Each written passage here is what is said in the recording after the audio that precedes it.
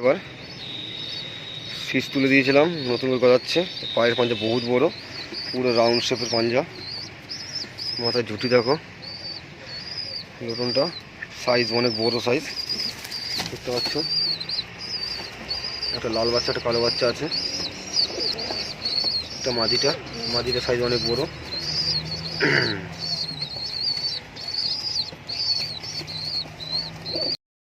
এটা মাদিটা, পায়ের পাঞ্জা সব ভাঙা আছে।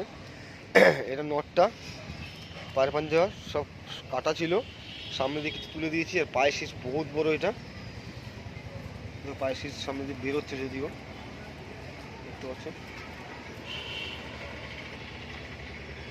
এটা নটটা, সাইজ হবে অনেক বড় বড়, দুটোই একদম মারাত্মক সাইজ আছে।